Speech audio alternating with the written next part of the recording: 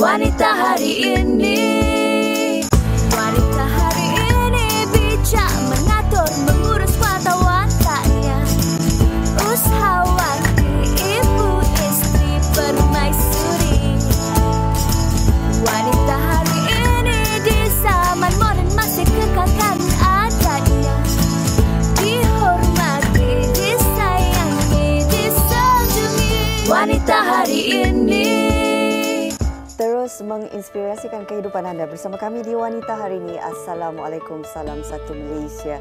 Pastikan anda terus bersama kami selama 1 jam ini di Wanita hari ini, berkongsi pelbagai informasi dan juga topik yang menarik yang akan menanti anda. Hari ini anda bertemankan saya, Hazrina Kasim, dan juga rakan tugas Irin Putri Azmi. Dan hari ini 7 April 2014 ya Rina. Juga bersamaan dengan 31 hari sejak kehilangan pesawat Boeing 777 MH370. Dan seperti kita sedia maklum bahawa misi mencari dan menyelamat masih lagi terus dilakukan di sekitar Lautan Hindi. Dan kalau beberapa hari lalu kapal peronda Cina telah mengesan isyarat pink yang frekuensinya sama seperti yang dipercayai dikeluarkan oleh kotak hitam pesawat. Semalam, satu lagi denyutan elektronik dikesan kapal Australia dan menjadikan 3 kesemuanya isyarat yang dikesan. Jadi tumpuan operasi kini tertumpu kepada 3 kawasan di sekitar Lautan Hindi. Dan saya difahamkan juga pada hari ini akan diadakan satu lagi sidang media oleh pihak berkuasa Australia. Jadi kita dengarkan sebentar lagi apa mungkin perkembangan terkini misi mencari dan menyelamat. Betul tu Irin, biar apapun keadaan cuaca yang dikatakan tidak menentu ketika ini, namun ia tidak mematahkan semangat seluruh warga misi mencari dan menyelamat MH370. Yang penting kita terus berdoa dan berharap agar dapat kita menemui jawapan yang pasti tentang kehilangan MH370. Baiklah, kita teruskan Wanita hari ini. Sebentar lagi kita nak kongsikan satu topik fashion berkenaan dengan koleksi Datuk Tom Abang Safi. Tapi sebelum itu Irin, kita saksikan dahulu bingkisan yang telah disediakan oleh rakan setugas Raudah. Silakan. Gleneagles Kuala Lumpur menganjurkan satu forum Mampukah Wanita OKU menjadi inspirasi bersempena dengan sambutan Hari Wanita Sedunia. Forum ini dirasmikan oleh Duli Yang Teramat Mulia Raja Puan Besar Perak Tuanku Zara Salim bagi memberi sokongan moral kepada wanita, khususnya wanita kelainan upaya dalam mengharungi 1001 cabaran dalam kehidupan. Objektif kita sebenarnya adalah kita lihat ramai wanita-wanita kurang upaya yang telah berjaya, walaupun mereka menggunakan kursi roda atau menggunakan alat bantuan. Dan saya nak orang-orang individu yang baru mengalami ketidakupayaan belajar menerusi pengalaman yang telah dialami oleh individu yang telah mengalami ketidakupayaan. Kita akan ada penerangan mengenai kesihatan bagi wanita-wanita kurang upaya. Jadi ceramah tu saya akan memberi ceramah itu. Kemudian kita ada tea talk session. Maknanya kita menjemput 6 orang wanita yang kurang upaya yang telah berdikari seperti dalam bidang arts, dalam bidang education dan pekerjaan dan berumah tangga dan sports, bersama-sama bercerita mengenai pengalaman mereka.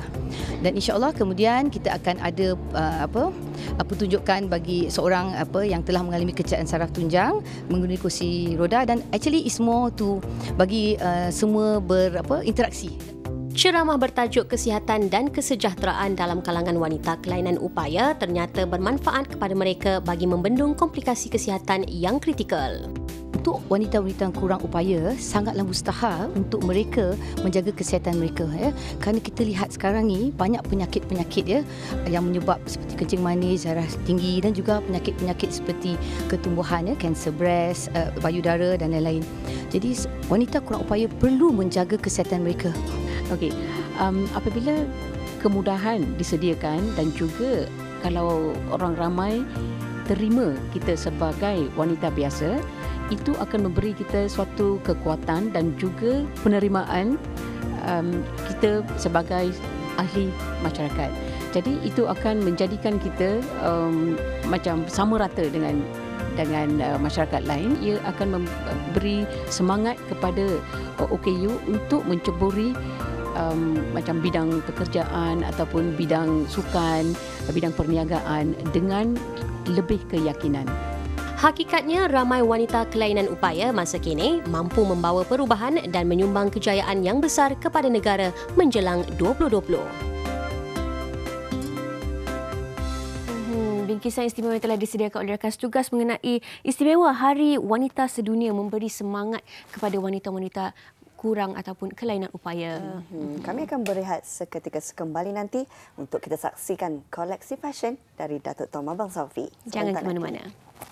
Flight data recorder and a cockpit voice recorder.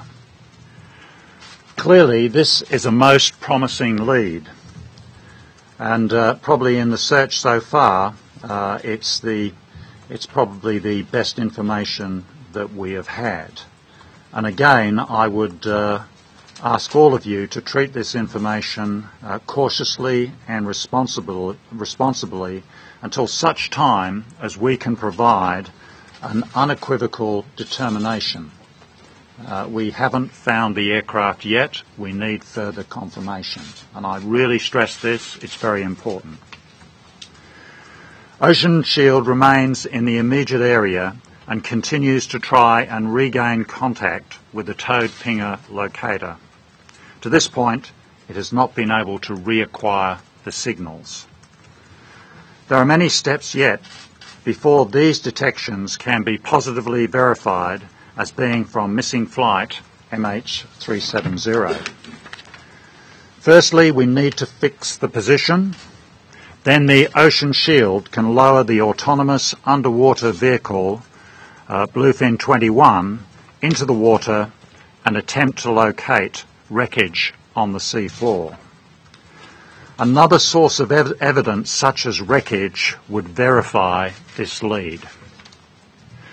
The area in which the signals have been received has a depth of approximately 4,500 metres.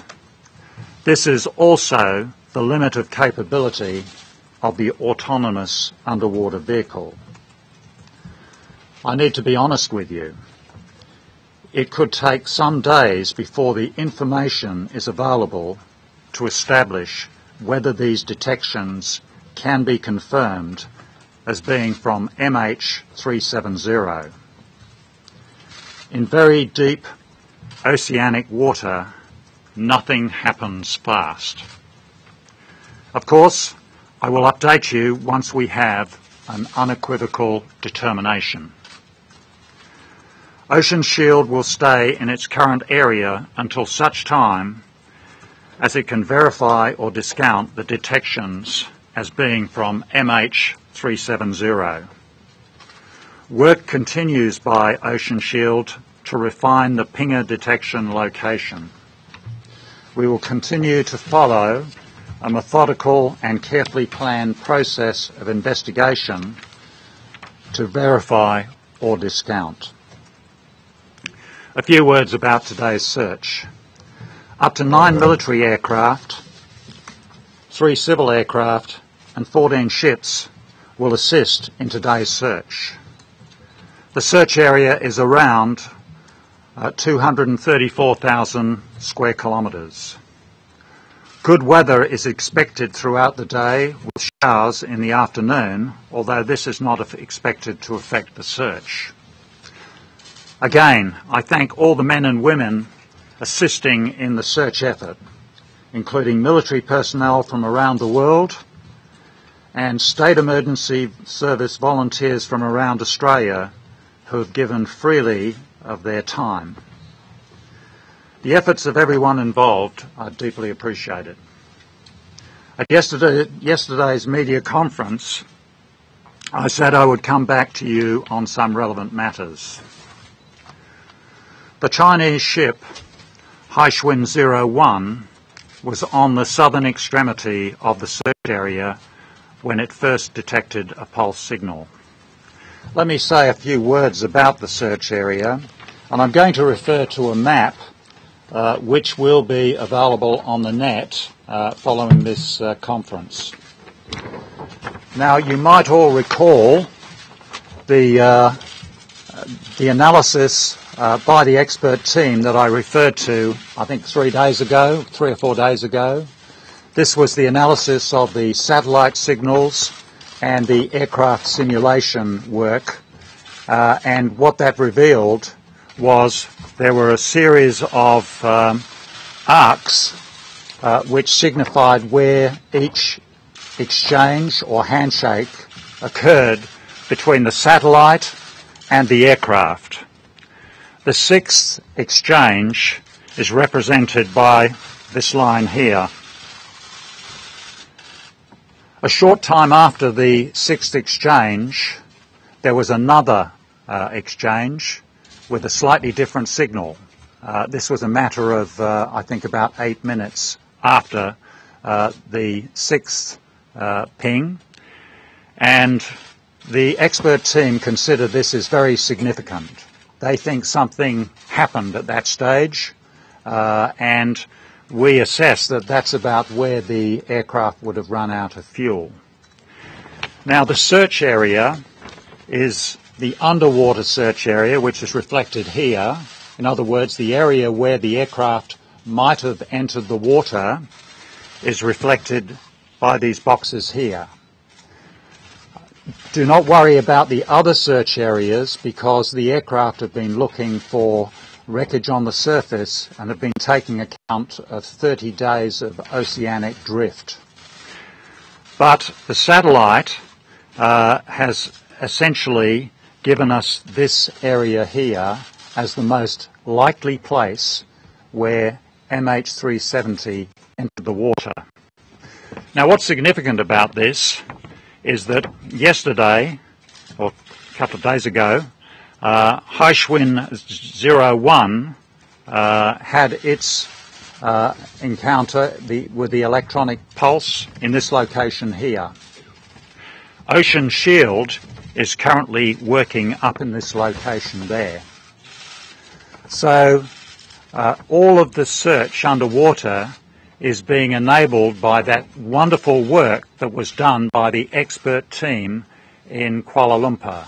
And their work has enabled us to come up with an underwater search area which is quite narrowly focused, and with the acoustic events that we're getting in the area, we are encouraged that we're very close to where we need to be. So I just put that on the table because people have asked the question, and I think we need to explain it. And what's the difference between this end of the box and that end of the box? It's the assumptions that relate to the aircraft speed. If the aircraft was travelling slower than normal, it would be this area up here where the aircraft might have ended up.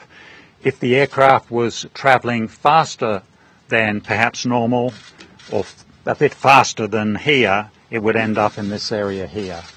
So that is why we are searching in this area here, and the most promising lead at this stage is the event I described first up with Ocean Shield in this location here. This graphic will be up on the net after this press conference. Yesterday, I also stated Ocean Shield had a remotely operated vehicle on board. That is not the case. The capability embarked, and which I've already mentioned, is a Bluefin 21 autonomous underwater vehicle with a side-scan sonar capability for the accurate mapping of the seabed. And of course, it can also have a camera attached to it if the need arises. Ocean Shield is capable of carrying and employing a remote operated vehicle, but does not currently have one embarked. Options for the future employment of a remote operated vehicle are being collected and considered. I'm now happy to take your questions. If the black box batteries were to die in the next day or so, do you feel that we're now close enough that you would be able to effectively find the wreckage of the plane if it is indeed there? I think that the lead we've got at the moment justifies a very thorough prosecution. Obviously, we're doing the first thing we're doing is trying to fix the position on the basis of the the returns, the transmissions that were picked up earlier on. Hopefully we will reacquire those transmissions. But you're right, the life of the batteries must be getting somewhere close to the end of life. It's, 30 so we're already one day. Bila anda memakainya seperti berada di dalam sauna dengan suhu kepanasan 60 darjah. First of all, with the autonomous underwater vehicle to map the ocean floor. The subject matter expertise that's available will be able to determine if there's something unusual on the sea floor, like aircraft wreckage. And in the event of finding something unusual, the autonomous vehicle will come back to the surface and will then be fitted with a camera, and hopefully we would then be able to pick up imagery. Now I stress, this is very deep water, 4,500 metres, and the limitation on depth in terms of this vehicle is 4,500 metres. So we're right on the edge of capability, and we might be limited by the capability if, for example, the aircraft ended up in deeper water. General, two questions. One is that possible, the signal detected by the ocean shield and the Chinese ship, belongs a different black box? The one belongs into the flight data recorder, and that one belongs into the cockpit voice recorder. Another one question is, what's the moment we want to know? What's the moment for official confirming the pulse signal, consistent or inconsistent with the aircraft? Yeah. It must be followed. In terms of both of those events, they're in the area of probability that was worked out by the experts in Kuala Lumpur. So we have to prosecute both contacts. We don't know at the moment. We don't have any confirmation that one or the other is significant enough for us to say, yes, this is where the aircraft is. We have to have further confirmation. And I would put it to you that we cannot confirm until we have found some wreckage. And that's why the work that the Bluefin 21, the work that it does, is absolutely vital in the immediate future. And of course we need a good position on the ocean floor to be able to prosecute a quick and efficient search. If we're dealing with an imprecise position, it's going to take a lot longer because we'll have to search a much larger area. Mr. Houston, can you please clarify the timeline of the most recent detections by Ocean Shield, exactly when those signals were detected? And also, is it possible that the series of detections by Ocean Shield versus the series of detections by the Chinese, could they be from the same signal, or are they definitely different events and therefore one or the other would be it? Well, the two events, that search area is over 300 nautical miles long. One was at one extremity, the other at the other extremity. So I would say unlikely that they're the same event. But in deep water, funny things happen with acoustic signals, particularly with different temperatures, layering and so on. And I might actually get Commodore Levy to speak about that in a moment.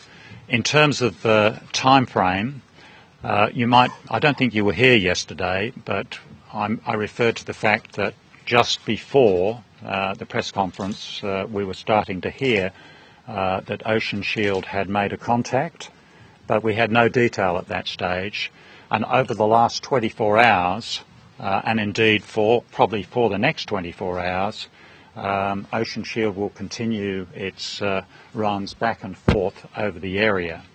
I might add, this is a very time-intensive operation because it's towing a lot of cable. and to turn it round, to come back again, takes 3 hours to turn around. Were the detections 24 hours ago? Well, the detections, as I understand it, the first detections were around the middle of the night, not last night, night before. And then how many frequency? There's been two contacts thus far, and they were early on in the process, and the precise timings I haven't got for you, but one of those contacts was for 2 hours and 20 minutes. The other contact happened on the second run, so we can get the precise time for you, but I would suggest it's probably several hours later, given that it takes 3 hours to turn the whole setup round. And the other question you had, is that? I've answered it. Great. Excuse me. Yeah. In terms of locating this, the pinger, I mean, how big of an area, I mean, how precise are you able to locate that area at this point? Is it within a couple of miles, or is it 100 miles? Or? What I might do is ask one of the subject matter experts, Commodore Levy, to address your question, and you might just add a little bit on some of the challenges associated with the work that's being done underwater. Thanks, Peter. I might just open with some of the challenges we face. As you've heard, most of all of the detections that are happening at the moment are acoustic. You can think of it essentially as deployed microphones listening for sound, and on the towed pinger locator, that's sitting approximately 3,000 metres below the surface of the ocean. Unlike in air, where sound travels in a straight line, acoustic energy, sound, through the water is greatly affected by temperature, pressure and salinity, and that has the effect of attenuating, bending, sometimes through 90 degrees, sound waves. So it is quite possible and very hard to predict. It's quite possible for sound to travel great distances laterally, but be very difficult to hear near the surface of the ocean, for instance. So it is a markedly different environment to what you see with sound travelling through air, and it's a very specialised skill set that is being employed at the moment. In terms of the towed pinger locator, we're expecting around a 2,000-yard detection range. So you can picture now moving 3 knots through the water, or 5 kilometres an hour, with a detection range of around 2 miles. That's a very small piece of area that's being searched. Ocean Shield at the moment is on a 5th leg of a search that's an expanding square around that initial detection point. That will take, or she will continue on that profile for another 24 hours.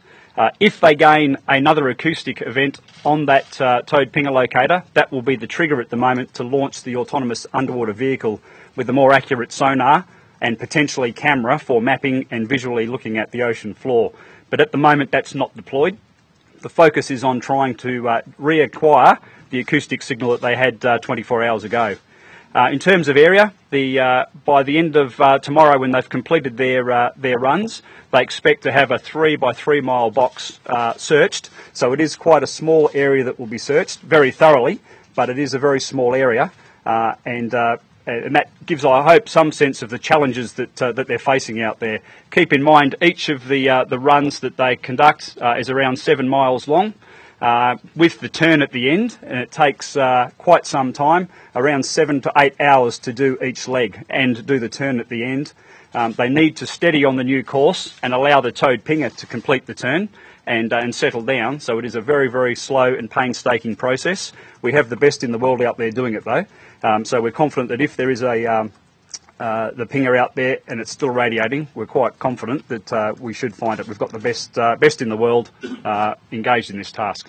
Thanks, sir. Thank you very much. I'm not sure who's best to answer this, but when we're talking about acoustic signals with a frequency consistent with those emitted by black box, what else could it be at that frequency? Well,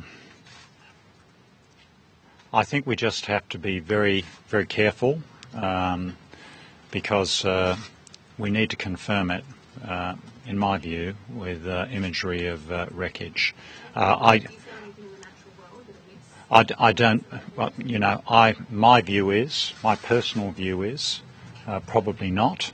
But as you've just heard, strange things do happen in the ocean, and I would want more confirmation before we say this is it.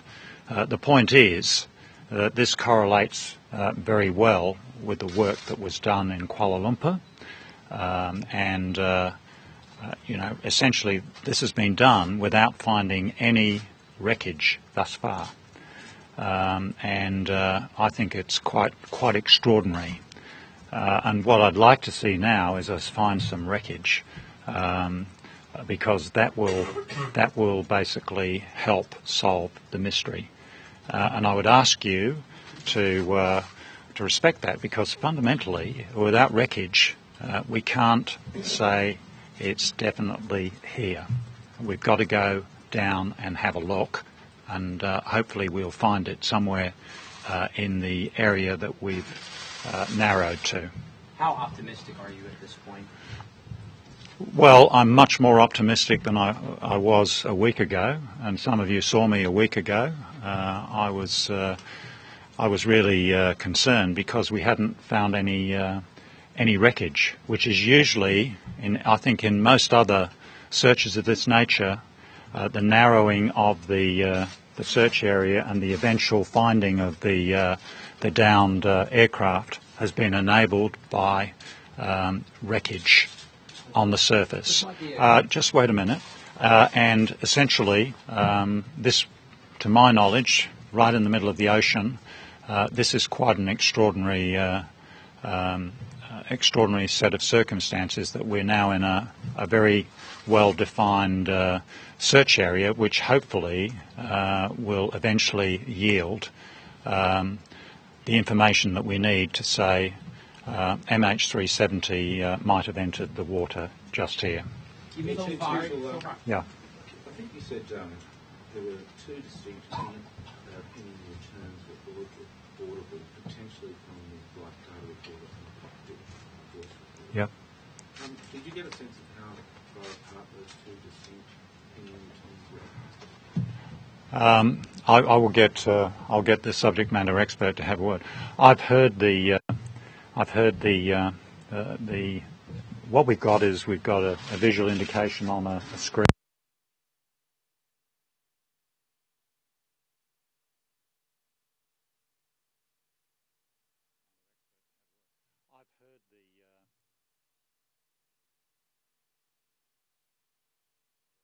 Indication on a screen, and we've also got an audible signal, and the audible signal sounds to me just like an emergency locator beacon.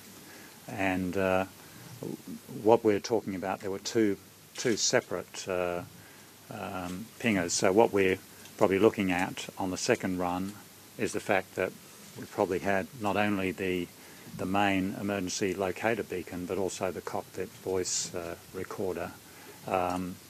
If that's, that's the sort of signals we were getting. Do you want to say any more on that?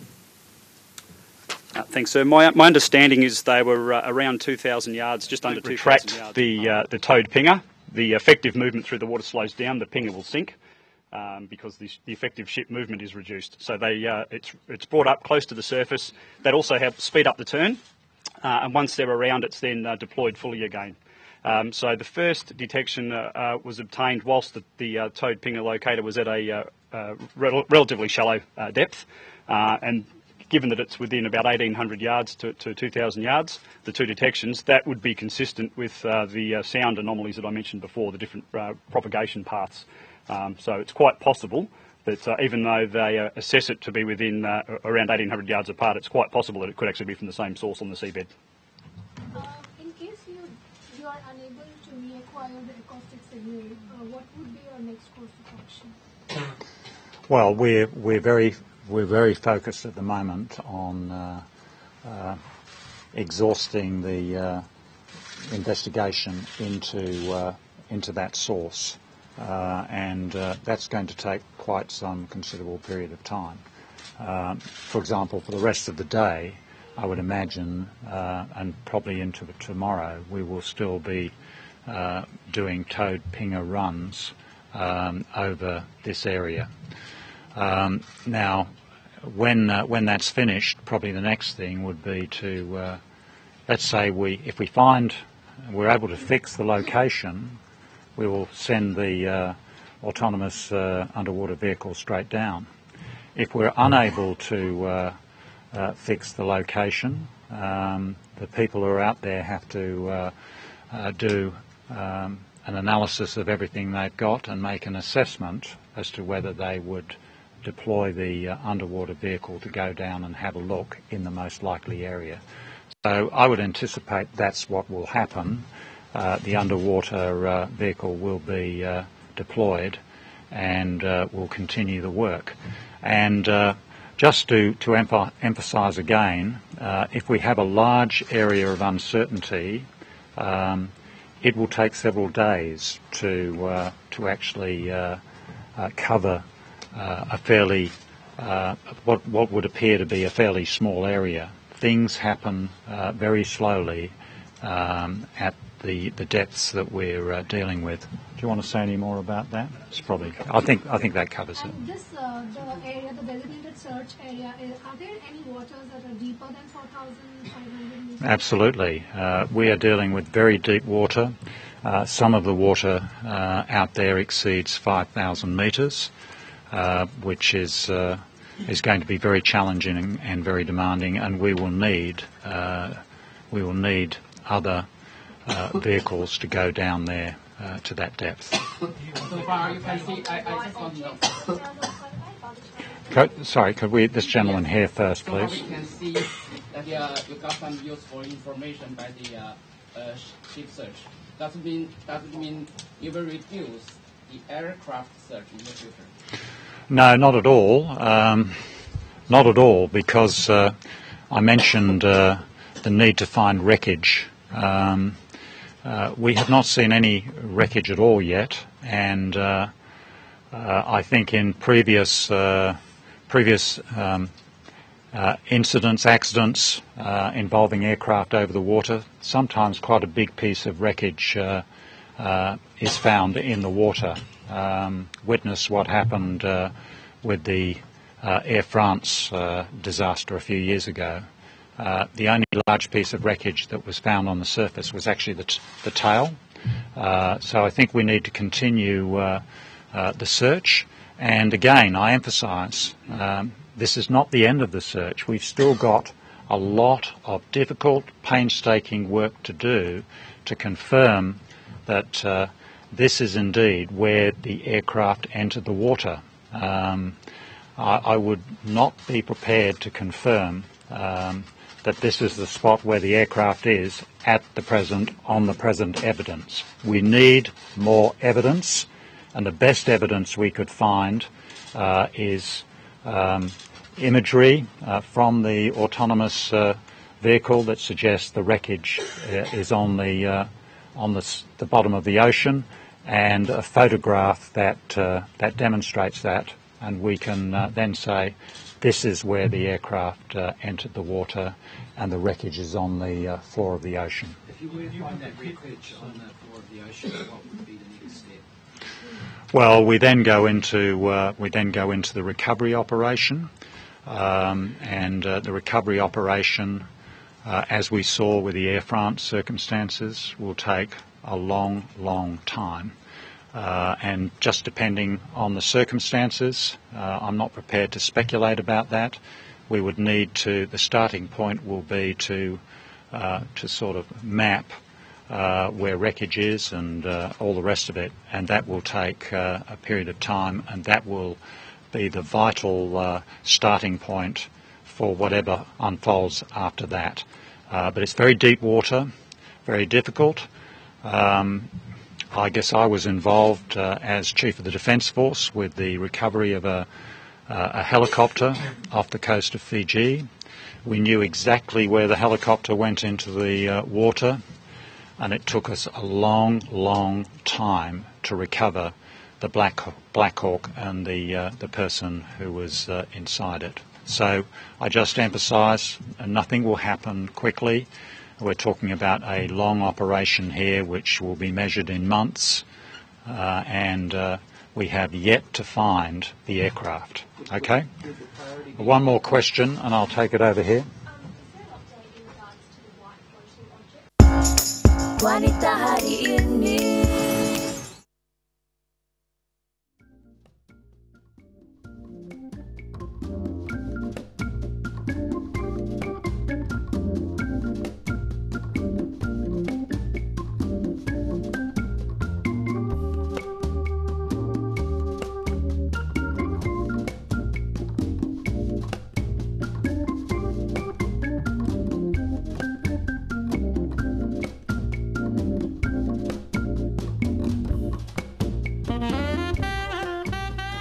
Ya, masih lagi menonton Wanita hari ini dan seperti yang diwawarkan oleh Rina sebentar tadi, topik pembincangan kita ialah mengenai fashion. Tapi sebelum itu boleh kita imbas kembali sedikit mengenai sidang media yang telah diadakan di Australia oleh Angus Houston, Ketua Pengarah Penyelaras JACC, Pusat Koordinasi Agensi Bersama, yang mengatakan pada hari ini mereka kapal laut Australia Ocean Shield telah mengesan 2 isyarat di kawasan Lautan Hindi itu, yang mana isyarat yang pertama selama 2 jam 20 minit dan isyarat kedua selama 13 minit.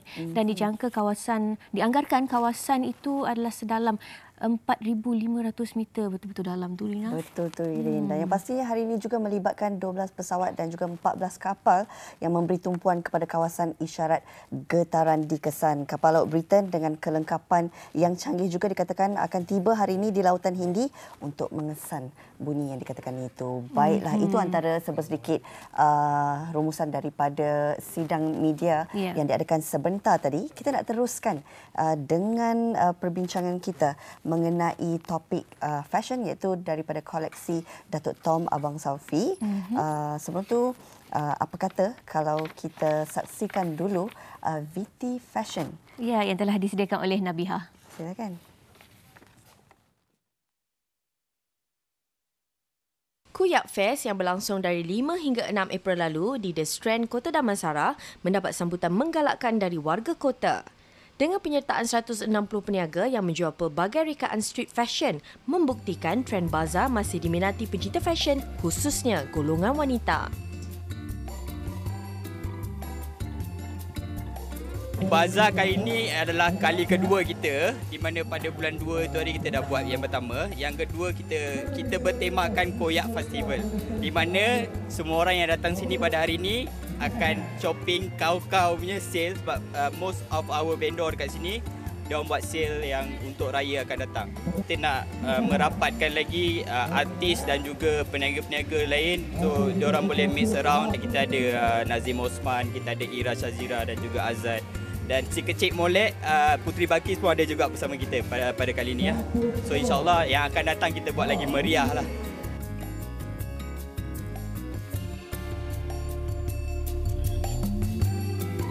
I dari Wodok KL. So ni barang-barang I baru just start benda ni 3 bulan. So this is the first time for joint event. So far okay. And then the crowd so happening right now. Mula-mula I start buat jual pre-love item. So sebabkan respon yang agak baik, so I teruskan ambil stok and then top up barang-barang baru. So far okay lah. Macam I jaga quality barang-barang I ambil yang lain sikit pada yang lain. So itu je lah yang kelebihan I. Persiapan saya mesti mengkaji saya punya target market. Sekarang memang target marketnya orang suka pakai sesuatu corak yang berlainan daripada orang lain. Blazer selalunya kita pakai plain, so kita nak cari sesuatu kelainan supaya orang boleh pakai yang corak-corak dan colour yang menarik. Bila dia pergi office pun casual pun tak boring lah. Walaupun kebanyakan peniaga di sini masih baru dalam bidang perniagaan, namun strategi pemasaran Kuyak Fest berjaya menarik minat orang ramai untuk berkunjung ke gerai yang disediakan. Itu sedikit tentang Kuyak Fest yang diadakan baru-baru ini bertempat di Kota Damansara. Baiklah, kita nak teruskan dengan perbincangan kita mengenai koleksi daripada Datuk Tom Abang Saufi. Elok saya perkenalkan, di hujung sana kita bersama dengan Iman Annie Shah Sharif Lok. Terima kasih bersama kami hari ini, Iman. Okey. Dan juga kita berbesar hati kerana kita bersama dengan Datuk Tom Abang Sofi sendiri di studio pada hari ini. Apa khabar, Datuk? Baik. Terima kasih bersama kami hari ini. Thank you for having me. So, kembali. Sebelum kita nak berbincang lebih lanjut tentang koleksi daripada Datuk sendiri, apa kata kalau anda saksikan laporan ini terlebih dahulu? Pereka fashion ternama kelahiran Sarawak, Datuk Tom Abang Sofi, antara nama yang sentiasa meniti bibir pencinta fashion tempatan dan antarabangsa. Keunikan corak etnik Borneo dan batik yang diadaptasi ke dalam rekaan Tom Abang Sofi berjaya meletakkan jenama beliau dalam kelas yang tersendiri. Hampir 30 tahun bertapak dalam industri fashion tanah air, Datuk Tom antara individu yang tidak pernah meninggi diri. Saya sering memilih butik atau pakaian daripada Datuk Tom Abang Sofi kerana daripada dulu pun saya memang minat dengan rekaan beliau yang bagi saya sangat berkesan, terutama sekali di atas pentas dan kepada orang-orang yang confident. Dan untuk show memang sampai sekarang saya tetap memilih pakaian-pakaian rekaan Datuk Tom Abang Sofi.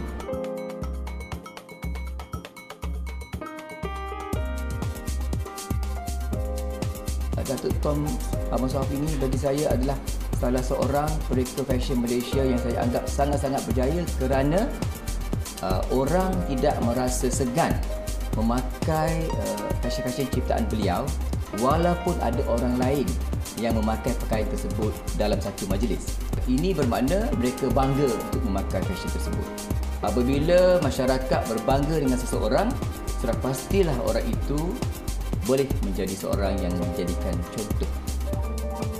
Interpretasi rekaan Tom Abang Sofi bukan sahaja untuk bersantai, malah boleh digayakan ke majlis formal. Nama besar dalam bidang fashion ini turut membawa nama Malaysia ke mata dunia. Ya, itu ada sikit sebanyak laporan yang telah disediakan oleh rakan tugas. Baiklah, kita terus ramai yang tertanya apa mungkin perkembangan ataupun mungkin projek terbaru bagi yang Datuk lakukan pada tahun 2014 ini. Saya sekarang tengah strategizing untuk membuatkan lagi, melebarkan lagi pemasaran Tom Abang Sofi, the brand, overseas, tapi menggunakan agent-agent dan yang akan membawakan ke department stores, ke negeri Asia dan also juga dekat Asia Minor dan juga Europe. Tapi yang lebih penting kita dekat pasaran dekat Middle East dan Asia. Ya, saya kira apa yang Datuk lakukan ketika ini bukanlah satu usaha yang mudah. Bermula daripada awal lagi sudah Datuk nampakkan, lihatkan sendiri akan kemampuan Datuk dalam bidang fashion ini. Mungkin Datuk boleh kongsikanlah antara cabaran sebenarnya untuk lebih lama bertahan biarpun ramai pereka-pereka muda yang sedia ada. Kita mesti cenderung betul dalam bidang yang kita mulai. Ya. Saya ni passion dalam fashion, tak pernah pupus. Saya memang suka dengan bidang yang saya choose ini dan banyak juga kita putus asa dengan certain thing. Ada juga collection yang kita buat kita akan salah juga. Tapi kan dalam masa experience saya tak pernah putus asa. Saya mesti masih belajar setiap hari pasal apa warna yang patut diguna, teknik mana yang kita akan, dan pengembangan orang muda-muda. Kita mesti tahu ni semua. Kalau kita tak peka dengan apa development dalam industri kita, kita tak akan belajar. So saya memang masih lagi macam tu. Dan ada masa juga yang show tak jadi ke, koleksi kita masuk dalam department store tak kena bayar. Tu semua mesti ada experience tu. Daripada saya dah 20 lebih tahun dalam ni semua. Tapi ini semua satu experience yang akan membuatkan kita belajar dan as long as kita tak repeat apa yang kita telah belajar dalam susah ataupun yang dalam gembira, satu pengalaman yang berharga ya, Datuk. Ya. Dan Datuk ada sebut tadi mengenai pendapat ataupun mungkin pendapat daripada orang-orang yang lebih muda. Mungkin Iman sendiri sebagai anak mungkin ada memberi sedikit pendapat atau berkongsi mungkin pendapat ataupun cita rasa golongan muda bersama dengan ibunya. Cita rasa, okay. I think being her daughter, I have more. I've seen through her experience, and sometimes it's not as easy to the fashion for the young, and to. I know how to dress myself, but to design for someone else is quite different. But she's got a insight to it. Her vision, like she likes traditional tribal wear 10 years ago, and now it's so current. She's always had a natural instinct about it.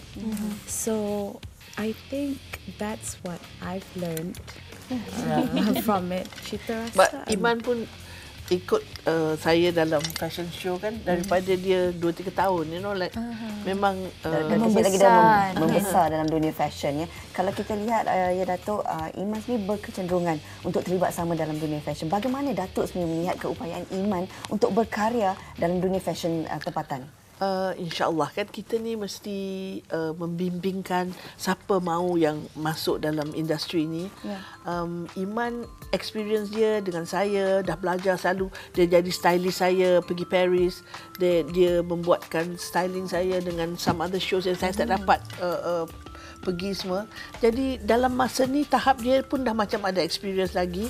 Dan saya observe pun sekarang dia pun macam dah ready lah nak buat koleksi sendiri, dan dia akan membuatkan satu Y generation punya Tom Abang Saufi label untuk saya dalam bulan Jun ini untuk KL Fashion Week. Ya kan Iman? Yeah, insyaAllah it'll be a bit younger, fresher, a bit of me, tapi DNA Tom Abang Saufi, we want to maintain it. So it's first time I'll be doing it on my own. Saya pun tak tahu apa yang dia design, tapi dia tahu apa DNA brand Tom Abang Saufi. Kita ni kan kalau kita dah macam ada experience, we have to move on.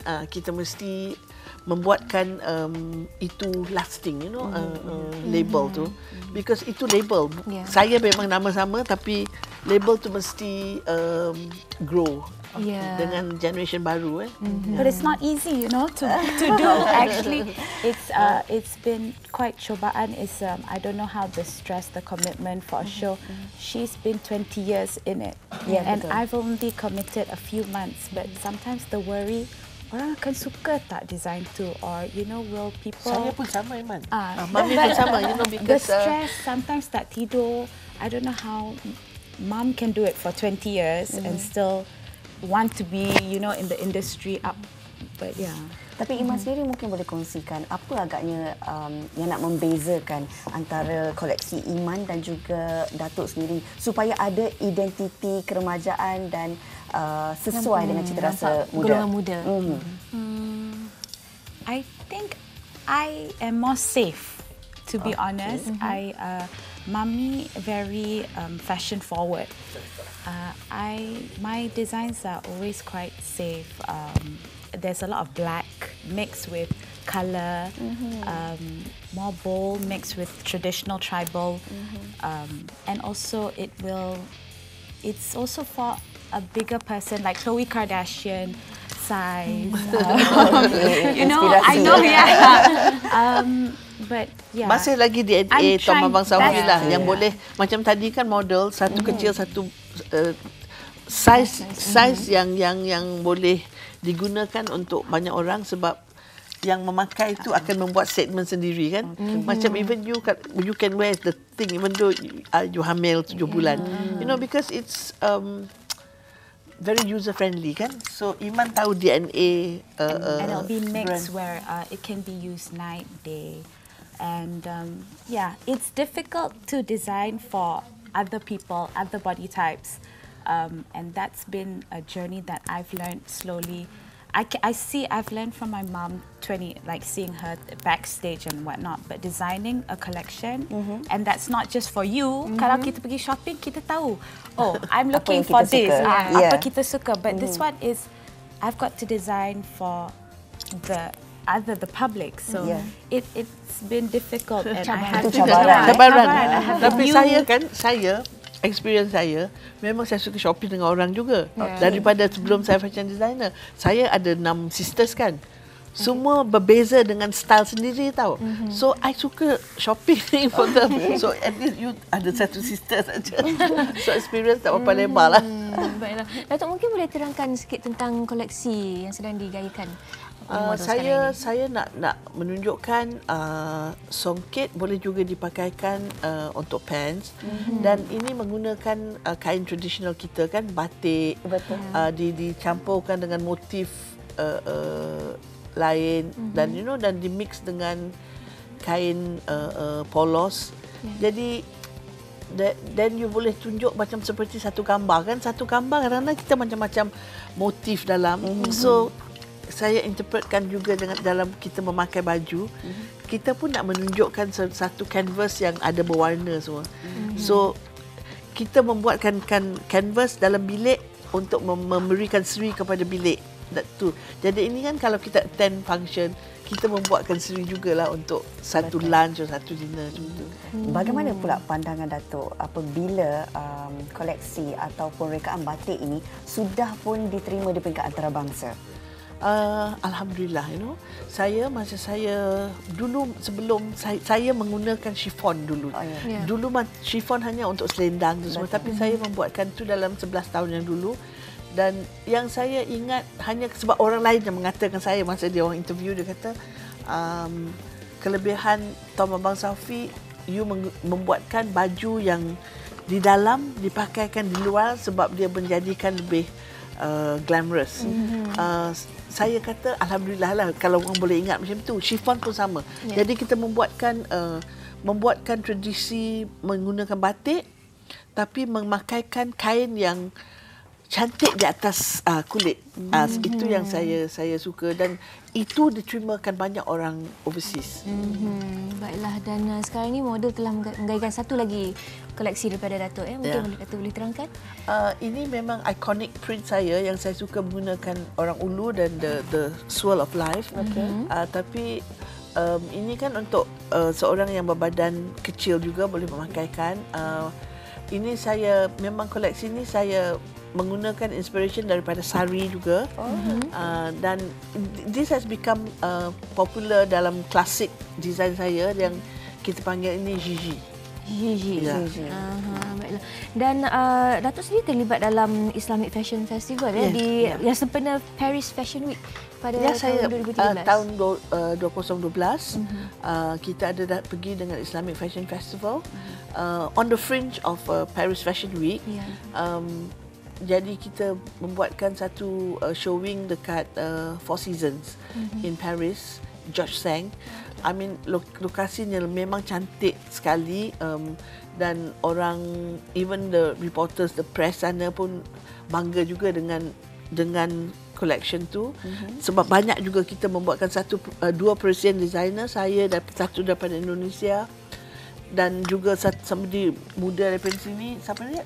Jonathan Liang. Kita menggunakan model daripada Paris. Yang orang yang datang ke lunch itu daripada royalty daripada Qatar sampai ke Mr. Hermes himself. Yang keluarga Hermes, dia datang to the show and dia orang suka dengan warna dan turban sebab dia katakan ini membuatkan satu Islamic fashion, Islamic compliant fashion, tapi dia chic. Walaupun orang itu bukan Muslim pun boleh pakai. Itu yang dia komen banyak society yang datang. Lepas tu Mr. Hermes pun ada juga menyemput some of us pergi dinner dekat rumah dia dekat Paris. And betul itu birthday saya. Betul-betul macam ada yang istimewa Datuk. Mungkin Iman sendiri nak kongsikan bagi generasi muda ni apa yang perlu mereka ketahui jika mereka nak sama-sama melibatkan diri dalam dunia fashion.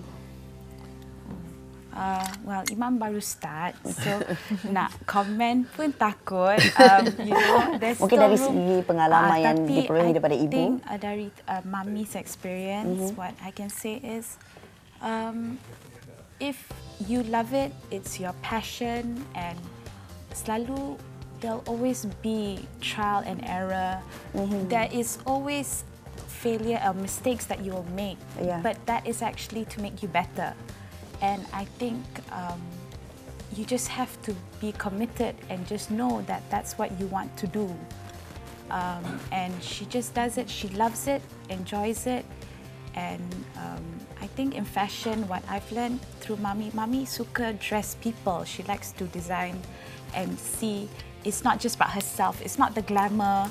She just enjoys fashion. She likes to see people wearing her clothes. She just loves shopping. You know, fashion. It's not just her fashion. And Cucu sekarang pun. I think it's passion. You have to have the fire in you, and you know you got to keep on. And she is, she's a single woman, and she's actually had 2 daughters and also been in the fashion industry. And the young designers are so talented. We have very talented Malaysian young designers. So I think they should just keep at it. And you know, percaya pada diri sendiri, Aiman. Okay. Baik, Datuk, mungkin nak kongsikan fashion seterusnya daripada model kita ni. Ini kan kalau kita memakaikan tudung, dia jadi Islamic compliant.